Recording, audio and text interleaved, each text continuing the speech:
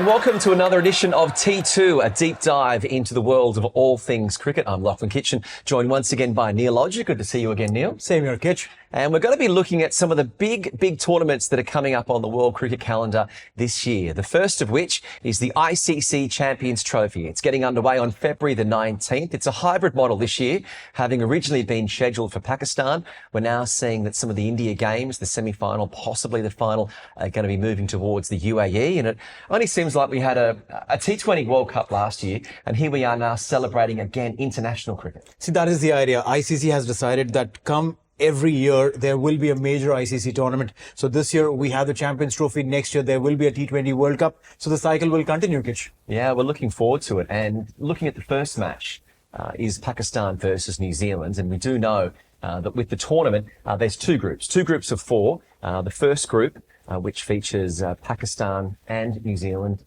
India as well, Bangladesh that are making it up. The second group, we've got Australia, England, Afghanistan that are making it alongside South Africa. How do you see these two groups playing out? I think this is probably one of the best tournaments that comes out of from the ICC's chambers. And what is really incredible about this is the top 8 teams make it to the top. Now, Bangladesh has done well enough to pip out Sri Lanka and West Indies, and so has Afghanistan. So I'm extremely excited about these two sides coming in and doing well. India, New Zealand, Pakistan, Bangladesh, of this, for the audiences, I think it should be India and Pakistan that actually make it to the top 4. But hey, you can't undermine the efforts of New Zealand. No, I think we'd all love to see India versus Pakistan being played not in the semi-final, but possibly the final. Give me your final 4. What are you thinking, Neil, as your final 4 for the semis? Wow. India, Pakistan for sure. And as far as Group B is concerned, I would love to see Afghanistan there, but I think it's going to be Australia and England. Yeah, I'm going to go another way. I actually think that it's going to be India, Pakistan, obviously from one group. And then I do think that from the other group, you're going to see Australia just so experienced in ICC trophies or ICC tournaments with ICC trophies. And then I actually think Afghanistan are going to make it through, possibly ahead of England. The England side have just come off a shellacking at the hands of India. They've had Matthew Mott's had to stand down last year, their coach. And I like the look of Afghanistan. You've only been seeing in the DP World ILT20, Fazal Haq Faruqi, Salam Kheel, Rashid Khan, who's been in South Africa. But I just feel this is their time. You go back to 2023 when their tournament was on the line in the World Cup. It took possibly the greatest innings of all time from Glenn Maxwell, 200 on one leg, to beat Afghanistan. So I'd really like to see Afghanistan make it through to the Final 4. You make a very valid point there, Kitch, because considering the fact that Afghanistan is going to play on conditions which are pretty much like home, it definitely looks like that they have, if not an outside chance, a realistic chance. South Africa might just be the dark horse. They are not great travelers. They do not do well in conditions which are subcontinent-like or unlike home for them. But hey, with the kind of experience that they have in the bag, they might just turn things around. And also that little extra effort that they've put in to reach the finals of the World Test Championship might just help them to have that psychological advantage to go through. Well, as we move aside from the ICC Champions Trophy, which does start February 19, once that finishes, it's about 10 days until we're into the 2025 edition of the IPL. I'm excited about this one, Neil, because there's been so many changes. Massive. From coaches to staff.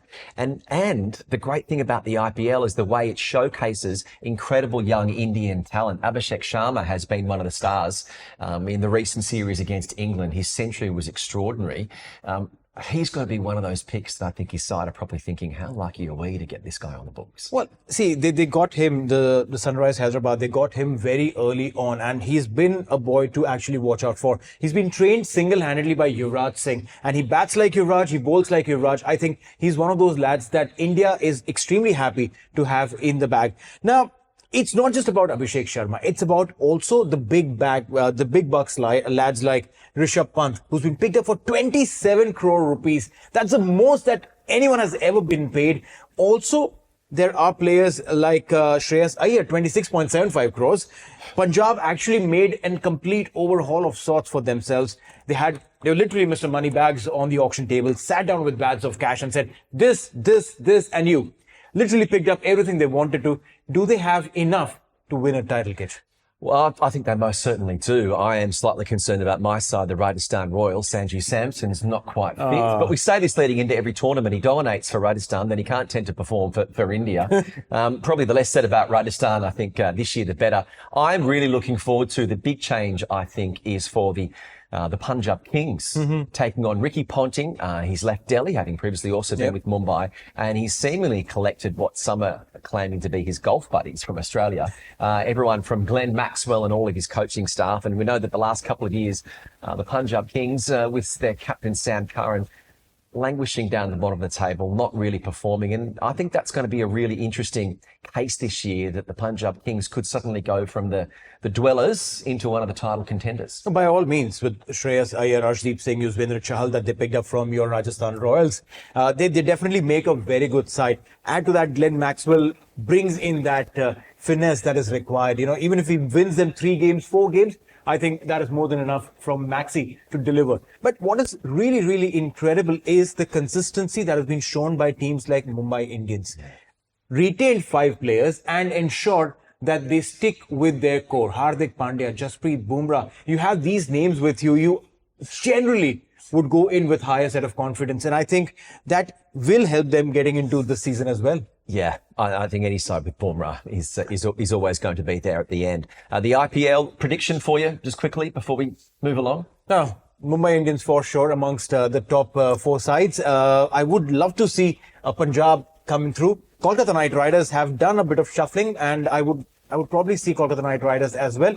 And you can't never think of an IPL top 4 without Chennai Super Kings. Yeah, they're always there and thereabouts, aren't they? Thanks to the juniors of the best, Stoney. Well, moving on to the middle of the year, and it is the World Test Championship final. And it might pain you, Neil, that India couldn't make it this year, or this end of this cycle. It's going to be Australia versus South Africa.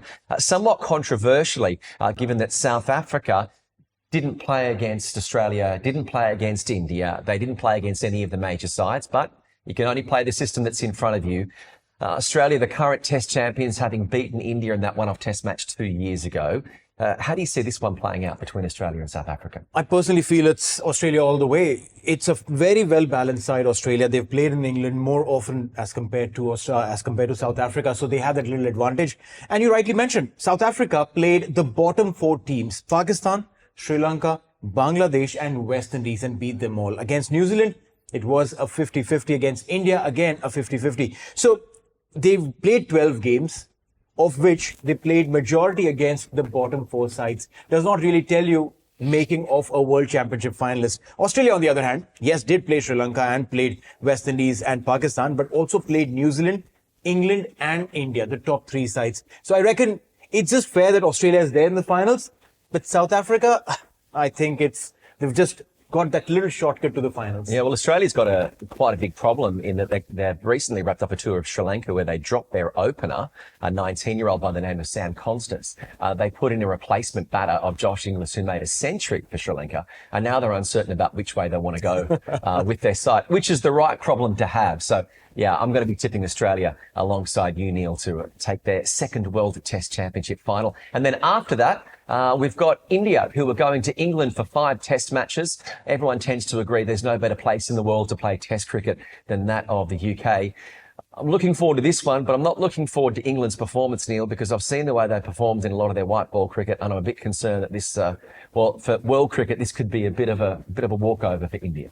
Well, I hope it is, because that'll be a big shot in the arm for the Indians going into the next cycle of the World Test Championship. This cycle was there, almost there, and then that big loss against New Zealand, the 3-0 loss against New Zealand, really changed our plans. So next season, we definitely would be looking to get a big win against England. But hey, that's not all. After that big series in England, India comes back and starts preparing for what's going to be yet another edition of the Asia Cup, the T20I version, which will be in October. India prepares with a bunch of other Asian countries for the 2026 T20 World Cup. Asia Cup generally precedes the World Cup, and the plan is that if the World Cup is a T20 World Cup, the Asia Cup will also be a T20I format.